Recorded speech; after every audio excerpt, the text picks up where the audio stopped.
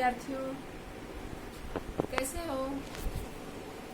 Lockdown में ठीक से घर में रहते हो कि नहीं? इधर उधर तो नहीं घूमते? चलो अब थोड़ी पढ़ाई की बात कर लेते हैं। आज मैं कक्षा 10 क्षितिज भाग 2 के काव्य खंड के पहले पाठ सूर के पद पढ़ेंगे। सूरदास का जन्म 1478 में माना जाता है। कुछ लोग का मानना है कि वह दिल्ली के निकट पैदा हुए थे और कुछ लोग उन्हें मथुरा के निकट मानते हैं। वे वल्लभाचार्य के शिष्य थे और भगवान श्री कृष्ण के अनन्य भक्त थे। वो जन्म से अंधे थे या बाद में हुए, इसके बारे में लोगों की अलग अलग मान्यता है।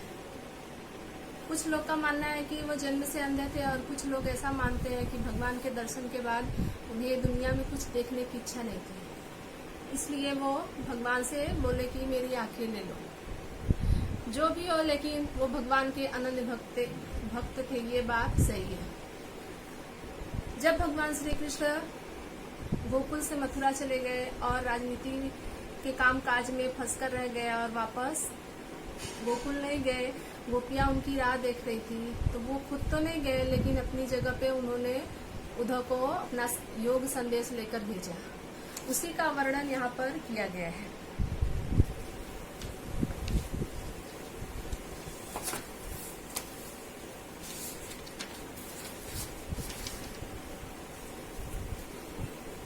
इसका पहला पद है, उद्धव तुम हो अत बड़भागी। गोपियां उद्धव से कह रही हैं कि तुम अत्यंत भाग्यशाली हो जो कृष्ण के पास रहकर भी उनके प्रेम बंधन से वंचित हो।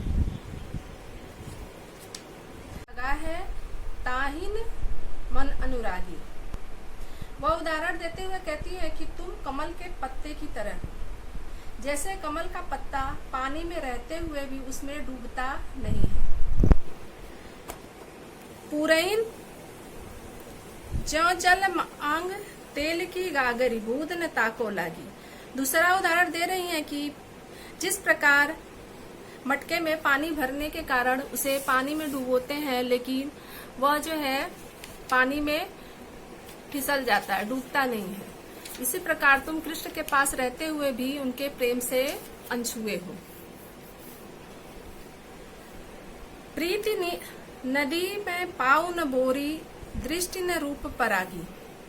और वह यहाँ तक कहती हैं कि तुम प्रेम के महत्व को नहीं समझते, तुम किसी के सौंदर्य पर मुग्ध नहीं हुए, परंतु हम तो तुम कृष्ण के साथ रहते हुए भी उनको अपना समुद्र रूप नदी में पाव न बोरियो दृष्टि न रूप परागी। और वह उधर से कह रही है कि तुम प्रिय के सागर में हो, लेकिन उनमें जो है अपना पैर भी नहीं डुबो पाए, अर्थात वह जो है प्रेम भरी दृष्टि से दूसरों को देख भी नहीं पाए। और वह खुद कह रही है, सूरदास अबला हम भोरी घूम चाटी जो पागी। और अपने आप को कह रही है कि हम तो होली अबला है। जिस प्रकार गुड़ जो है चीटी गुड़ के पीछे लगी रहती है, उसी प्रकार हम भगवान श्री कृष्ण के प्रेम में पूरी तरह लिपट चुके हैं। दूसरा पद में है, मन ही माझ रही। बहुत दिन से गोपियां कृष्ण का राह देख रही थी कि वह आएंगे और वह अपने दुख को उनके सामने व्यक्त करेंगे, लेकिन ऐसा हुआ नहीं। जब उद्धव गए तब वो कह रही है कि हमारे मन की जो व्यथा थी वह हमारे मन में ही रह गई, उसे व्यक्त नहीं कर पाए। कहिए जाई कौन पे उद्धव ना ही परत कहीं। और वह कह रही है कि हम अपना दुख किसके सामने व्यक्त करें, ये हमें समझ में नहीं आ रहा है। अवधि आधार आस आवन की तन मन बिथा सही। और भगवान कृष्ण के आने की राह देखकर एक आधार था कि वो आएंगे और हम अपने मन की जो है व्यथा को दबाए थे अंदर उनके सामने व्यक्त करने के लिए, लेकिन वह आए नहीं। अब इन जोग संदेशन सुनि सुनि विरही विरह दही। और जो आप ये योग का संदेश लेकर आए हैं उसे सुनकर हमारे अंदर की जो विरह की अग्नि है वो और दहक गई है। चाहती होती गुहार जीतय तय उततय धार बही। और कह रहे हैं कि गोपियां आगे कह रही हैं कि जितनी भी हम उसे दबाने की कोशिश कर रहे हैं वह उतना ही बढ़ रहा है और किस धारा में बहे वह समझ नहीं पा रही है। सूरदास अब धीर धरई क्यों मर ज्यादा न रही। और सूरदास कह रहे हैं कि उन्होंने हमारे प्रीति की मर्यादा नहीं रखी, क्योंकि प्रेम करने वाले के बदले उसे प्रेम मिलता है, लेकिन भगवान कृष्ण ने उनके साथ अन्याय किया। उनके प्रेम के बदले उन्हें प्रेम न देकर योग का संदेश भेजा। हारिल की लकड़ी। गोपियां उद्धव से कह रही हैं कि भगवान श्री कृष्ण उनके लिए हारिल के लकड़ी के समान है। हारिल नाम का पक्षी हमेशा अपने पैरों में कोई लकड़ी या तिनका लेकर घूमता रहता है।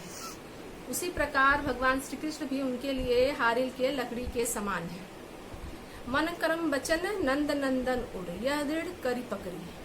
और वह मन क्रम वचन से भगवान श्री कृष्ण को अपने हृदय में धारण करके उनके सहारे अपना जीवन बिता रही है। जागत सोवत स्वप्न दिवस निशी कान कान जकरी। और सोते जागते स्वप्न में दिन रात वह भगवान कृष्ण को जपती रहती हैं, कान्हा कहना कहके पुकारती रहती हैं। सुनत जोग लागत है ऐसो ज्यों करुई ककरी।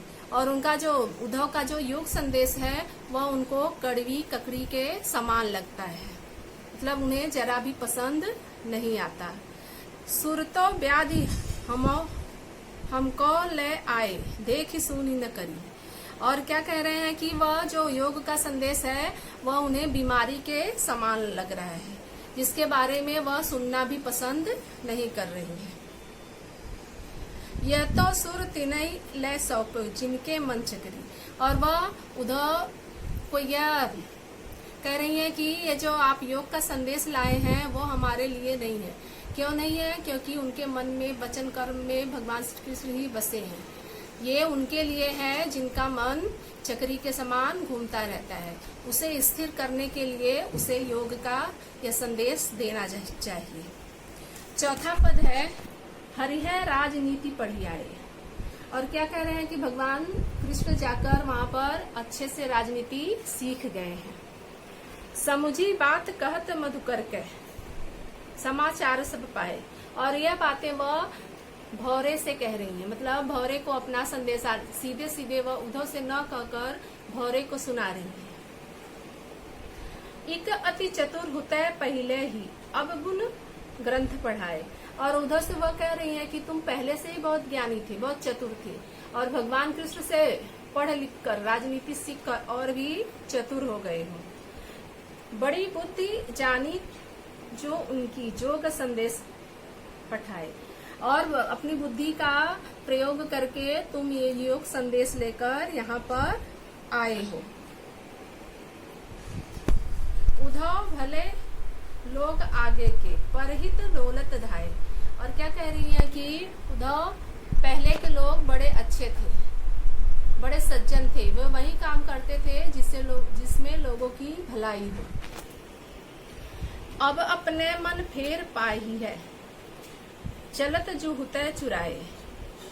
और आज के लोग जो हैं वह अपने बारे में ही सोचते हैं, अपने स्वार्थ के पूर्ति के लिए ही कार्य करते हैं।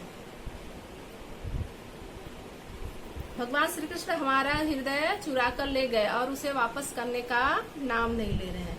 ते क्यों अनीति करे आपुंजे और अनीति छुड़ाए। और यह देखकर हमें आश्चर्य हो रहा है, क्योंकि कभी भगवान श्री कृष्ण जहाँ पर अन्याय होता था, अनीति होती थी, वहाँ पर वो अत्याचार के खिलाफ लड़ते थे, लेकिन मथुरा जाकर राजा बनके वो खुद ही अनैतिक कार्य कर रहे हैं। राज धर्म तय है सूरजो प्रजा न जाहि समताए। और राजधर्म यही कहता है कि वही काम करो जिससे प्रजा की भलाई हो। वो काम नहीं करना चाहिए जिससे में प्रजा को दुख हो, उनको सताया जाए। अगर ऐसा नहीं होता तो भगवान कृष्ण हमारे लिए योग संदेश नहीं भेजते। ये योग संदेश हमें उनके द्वारा सताए जाने का काम कर रही है, इसलिए हमें योग संदेश की कोई जरूरत नहीं है। धन्यवाद। इस वीडियो को अच्छे से देखना, समझना, और जो नहीं समझ में आए जब इसका टाइम टेबल में नंबर आए तो पूछना, और उसके बाद एक नोटबुक बनाना और सारे प्रश्न उत्तर उसमें लिखना और उसका कॉपी करके दिखाना भी है। नमस्कार।